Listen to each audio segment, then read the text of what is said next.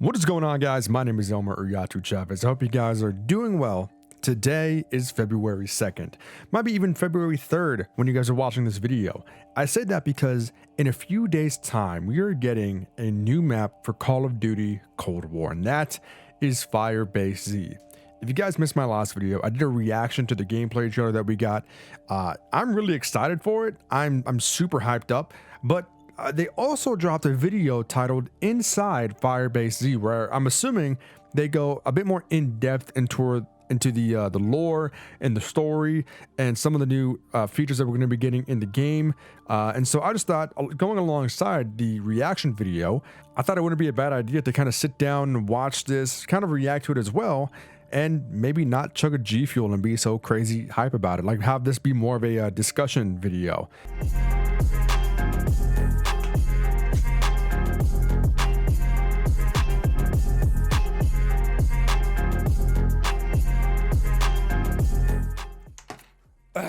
Oh, sweet merciful God. FireBase Z, let's go. If you guys do find this interesting, if you guys are excited for FireBase Z, drop a like on the video, leave a comment down below what you're most excited for on this map. As I mentioned previously, I will be streaming this, if not making a first playthrough video like I did for Die Machine. I will be streaming my first couple attempts on Twitch, so links to everything in the description down below. And let's just go ahead and get right into it. I believe I have the video pulled up here.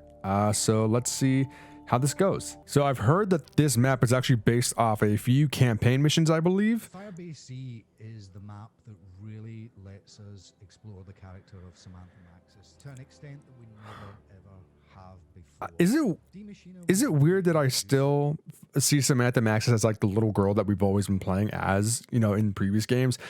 Like, I'm glad she grew up. I'm glad we're kind of doing a time skip, and I'm kind of also not used to it, but I'm also interested to learn more about it, if that makes sense. I have no idea. I love the backgrounds for them. Like, it's obvious that they're doing a Zoom call sort of thing, but the fact that they kind of have a zombies green screen, I like that. It's a nice little touch.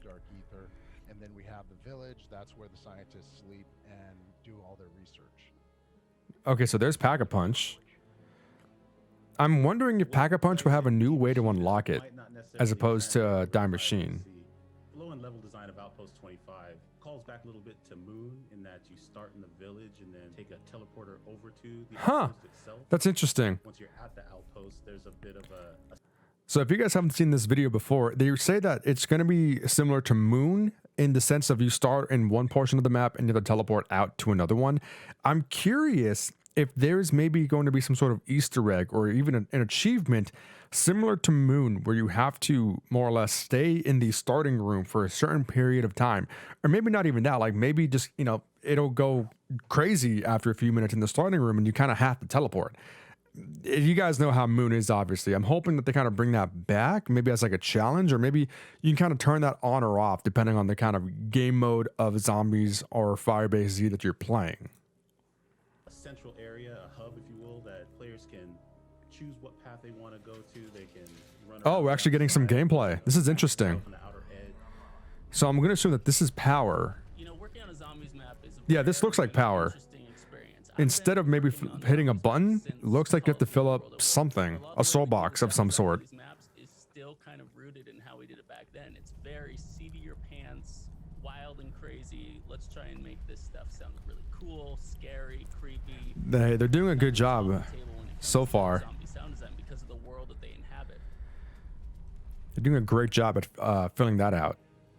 I'm not gonna lie. Outpost 25 is an Omega outpost, and they're doing a lot of science experiments. There's a lot of different little things and mechanics. Protect the collection units. So, not to like kind of spoil any Easter egg steps, but they just had right there on the taskbar, protect the collection units. Who knows what that means? I'm assuming that's some sort of Easter egg step of some sort, or maybe it just might be to turn on the power. Who knows? We're just gonna have to wait and see. So there's an assault wave incoming. This looks interesting. Is this map's version of an Xville? I don't know.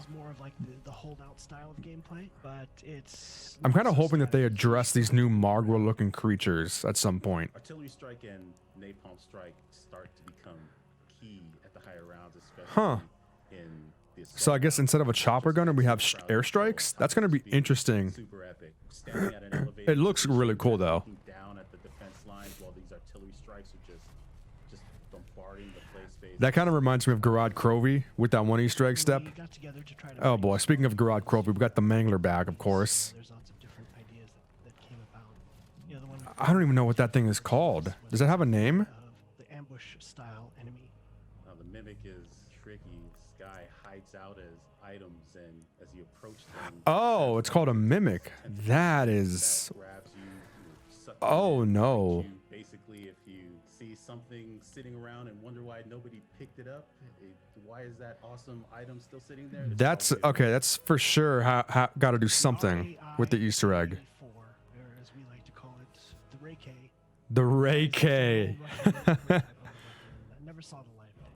It's built using parts from AK-74, married with experimental technology. I feel like that's just their way of saying the ray gun without actually saying the ray gun. If they're calling it the Ray K, it's... Who is that? When Oh, we that's a guy from the started trailer. Ether story, it was kind of daunting in some ways because, you know, a lot of us have been working on zombies since the beginning, and that's where the excitement, particularly with this fresh start and the Dark Ether story, has been kind of reinvigorating for the team. I don't think I've ever felt as excited about post-launch seasons of Tombstone Soda. I'm glad I see it back. I hope that they bring more perks back in the later maps. I want to learn more about that big guy. I did not see. Like, who? What is that thing? If any harm comes to her, I will kill you myself.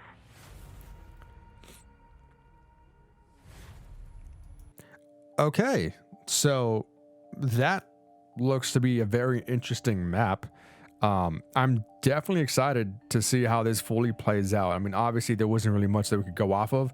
I'm very interested to see about the Ray K, the wonder weapon for this map, because a few weeks ago, and I don't know if maybe they fixed it in the game. I haven't paid much attention to it, but a few weeks ago, maybe a few months ago, actually, there was this sort of confusion about the die machine, or excuse me, the die wonder weapon and die machine, how it looked one way in the game, but as you're progressing and as you go through your weapon classes, there's like an outline of it and it doesn't look like the die machine, if that makes sense. I'm sure some of you guys know what I'm talking about, but I'm wondering, maybe the Ray K is what that outline was supposed to be, and maybe it got swapped.